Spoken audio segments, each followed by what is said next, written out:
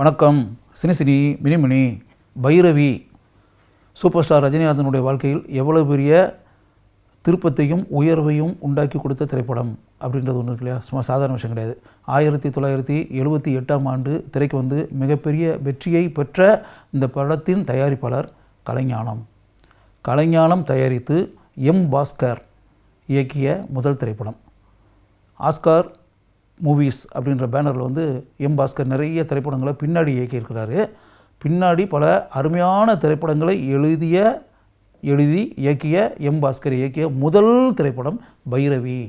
இந்த திரைப்படத்தினுடைய கதாநாயகன், அதுக்கு முன்னாடி வில்லனாக பல படங்கள் நடித்துக்கிட்டு இருந்தக்கூடிய ரஜினிகாந்தை பார்த்த கலைஞானம் இவரை வந்து கதாநாயகனாக வைத்து படத்தை தயாரிக்கலாமே அப்படின்ற முயற்சியில் ஈடுபட்டு துணிச்சலாக பைரவி திரைப்படத்தை தயாரிப்பதன் மூலம் இறங்கினார்.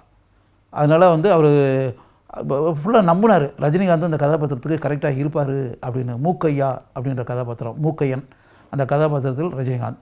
படத்தினுடைய கதாநாயகி ஸ்ரீபிரியா நடித்தாங்க. இதை வில்லனாக நடித்தவர் ஸ்ரீகாந்த்.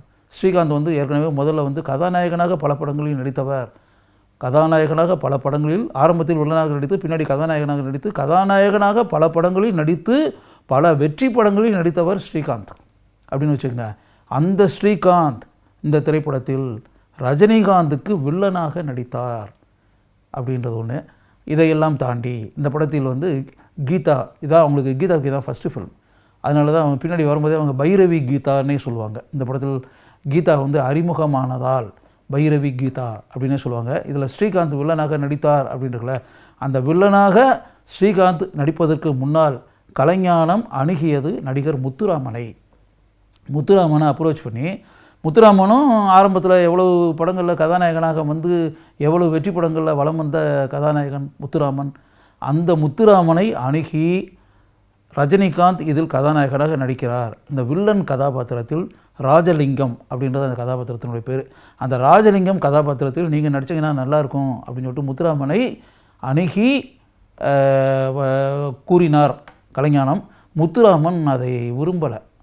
முத்துராமன் அதை ரிஃப்யூஸ் பண்ணிட்டார். அதில் நான் நடிக்க முடியாது அப்படின்னு சொல்லிட்டாரு. அதுக்கு பிறகு தான் அந்த கதாபாத்திரத்துக்கு ஸ்ரீகாந்தை போடலாம் அப்படின்ற முடிவுக்கு கலைஞானம் வந்து கலைஞானமும் பாஸ்கரும் சேர்ந்து ஸ்ரீகாந்தை அந்த கதாபாத்திரத்தில் நடிக்க வைத்தார்கள். ரஜினிகாந்த் எந்த அளவிற்கு அந்த முரட்டுத்தனமான கதாபாத்திரத்திற்கு உயிர் தந்திருந்தார் அப்படின்றது நமக்கு நல்லா தெரியும். பைரவி திரைப்படத்தை வந்து இதுவரை யாராவது பார்க்காம அப்படின்ற மாதிரி இருந்தீங்க அப்படின்னா, இப்போ நீங்கள் பார்த்தீங்கன்னா கதாநாயகனாக ரஜினிகாந்த் எந்த அளவிற்கு அருமையாக நடித்திருக்கிறார் அப்படின்றத நீங்களே உணர்வீர்கள். இன்னொரு விஷயம், இந்த பைரவி அப்படின்றது இல்லையா, இந்த பைரவின்ற இந்த பேர் அப்படியே ரஜினிகாந்தனுடைய முதல் படமான அபூர்வ ராகங்கள் அப்படி இருக்குல்ல, அதில் ஸ்ரீவித்யாவினுடைய பேர் வந்து பைரவி. ஸ்ரீவித்யாவினுடைய கதாபாத்திரத்தினுடைய பேர் பைரவி. ரஜினிகாந்தனுடைய மனைவி கதாபாத்திரமான ஸ்ரீவித்யா, அதில் வந்து பைரவி. அந்த பைரவியை தேடித்தான் ரஜினிகாந்த் அங்கு வருவார் அப்படின்னு. நீ யார் அப்படிங்கும்போது பைரவியினுடைய கணவன் சொல்வார்ல அது. அதனால் கலைஞானம் தான் தயாரித்த இந்த திரைப்படத்திற்கு, ரஜினிகாந்தை கதாநாயகனாக வைத்து உருவாக்கிய அந்த திரைப்படத்திற்கு ஸ்ரீவித்யா வந்து அந்த கதாபாத்திரத்தை எந்த கதாபாத்திரத்தில் நடித்திருந்தாரோ அந்த கதாபாத்திரத்தின் பெயரையே இந்த திரைப்படத்திற்கு வச்சிடலான்னு சொல்லிட்டு பைரவின்னு சொல்லிட்டு அந்த படத்திற்கு பெயரை வைத்து விட்டார். இந்த படத்திற்கு இசையமைத்தவர் இசைஞானி இளையராஜா. இளையராஜா இசையமைச்சு எந்த அளவுக்கு மக்கள் மத்தியில் அந்த பாடல்கள் பிரபலம் ஆயின அப்படின்றது உங்கள் எல்லாருக்குமே தெரியும். இதையெல்லாம் தாண்டி இன்னொரு தகவல் என்ன அப்படின்னா, அண்ணா சாலை இருக்கு இல்லையா, மவுண்ட் ரோட், அண்ணா சாலையில் பிளாசா திரையரங்கு. பிளாசான்றது இப்போ தேவி பேரடைஸ் இருக்கு இல்லையா, தேவி காம்ப்ளெக்ஸ், அதுக்கு நேர அடுத்து பக்கத்துலேயே பிளாசான்னு ஒரு தியேட்டர் இருந்துச்சு. இன்றைக்கி அந்த திரையரங்கு இல்லை. அந்த பிளாசா திரையரங்கில் தான் அந்த படம் திரையிடப்பட்டது. இந்த படம் திரையிடப்படும் போது அந்த படத்தை விநியோகம் செய்த கலைப்புலி தானு இருக்கார்ல, கலைப்புலி தானு 35 அடி உயரத்தில் ரஜினிகாந்தனுடைய கட் அவுட் ஒன்று வச்சார். கட் அவுட் வச்சு சூப்பர் ஸ்டார் ரஜினிகாந்த்னு சொல்லிட்டு அதில் வந்து எழுதினார். சூப்பர் ஸ்டார் ரஜினிகாந்த்ன்ற அந்த வாசகம் அந்த கட் அவுட்டுக்கு கீழே இடம்பெற்றது. சூப்பர் ஸ்டார் ரஜினிகாந்த் நடிக்கும் பைரவி. நீங்கள் யோசித்து பாருங்கள், பைரவி வந்து வில்லனாக நடித்துக்கிட்டு இருக்கக்கூடிய ரஜினிகாந்த் அப்போ தான் கதாநாயகனாக மாறியிருக்கார். அப்போவே சூப்பர் ஸ்டார்னு சொல்லிட்டு பேர் வச்சு அப்படின்னா இதெல்லாம் நினச்சி பார்க்க முடியுமா? 1978 1978 ஆரம்ப கட்டம் ரஜினிகாந்தனுடைய கலை உலக பயணத்தில்.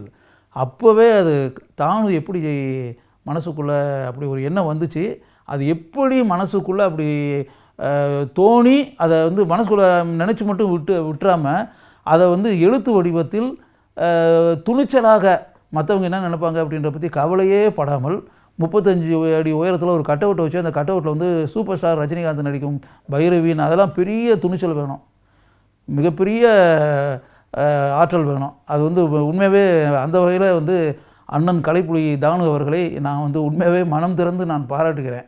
எத்தனையோ வருடங்களுக்கு முன்னால் இப்படிப்பட்ட சாகச எண்ணம் அவருக்கு எப்படி உண்டானது என்பதை என்னாலேயே புரிஞ்சுக்கிறவே முடியலை. இன்னும் சொல்லப்போனால் அப்படி பேர் வைக்கும்போது ரஜினிகாந்த் வந்து அது விரும்பலை. ஆக்சுவலாக ரஜினிகாந்த் அப்படியே கூச்சம்னு இருக்குல்ல, அப்படியே ரஜினிகாந்த் நெளிஞ்சிருக்காரு. இது எப்படி சூப்பர் ஸ்டார்ன்றதெல்லாம் போய் வச்சுக்கிட்டு இப்படின்ற மாதிரிலாம் ஏதோ சொல்லியிருக்காரு. பட் இதையெல்லாம் தாண்டி அப்படி ஒரு வாசகம் இடம்பெறக்கூடிய அளவிற்கு ஒரு கட்டவுட்டை கலைப்புலி தானு பிளாசா திரையரங்கிற்கு முன்னால் வைத்தார் அப்படின்ற ஒரு மேட்டர் இருக்கு இல்லையா, அதை வந்து ரஜினிகாந்த் ரசிகர்களுக்கே கூட எந்த அளவுக்கு தெரியும் அப்படின்றது தெரியாது. ரஜினிகாந்த் ரசிகர்களும் சரி, இன்றைக்கி இருக்கக்கூடிய இளம் தலைமுறையும் கட்டாயம் தெரிந்து கொள்ள வேண்டும் என்பதற்காகவே பைரவி திரைப்படத்தை பற்றி இங்கு நான் பதிவு செய்திருக்கிறேன்.